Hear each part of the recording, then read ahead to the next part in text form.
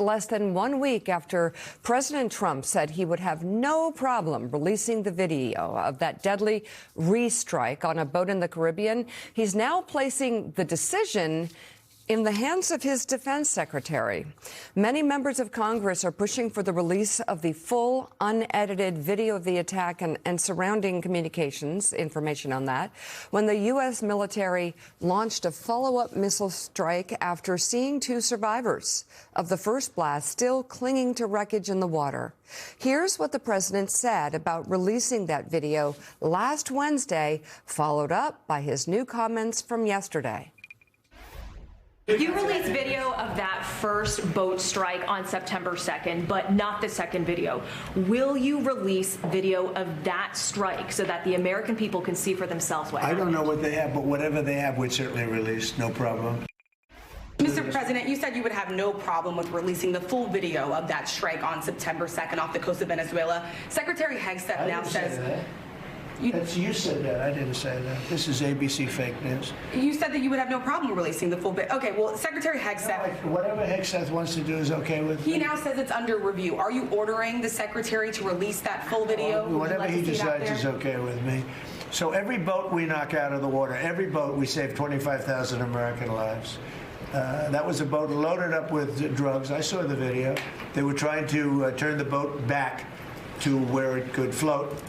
And we didn't want to see that because that boat was loaded up with drugs just like everything else.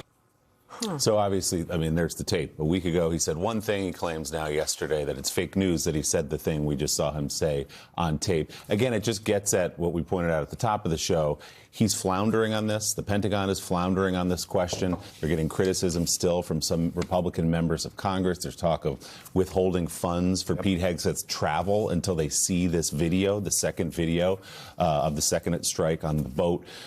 Where is the White House landing here in terms of an answer and a response? Because it's been a tough couple of weeks. Yeah, flailing's the right way to put it. First of all, we have Democrats, the handful who have seen the video, say, including Congressman Himes, we talked about this yesterday, say it's one of the most disturbing things he's ever seen as an American. Just and we have people describe it to have described it to us as these 2 men on the boat for 40 minutes, and then before that second missile comes in and kills them. They were clearly no threat to anyone.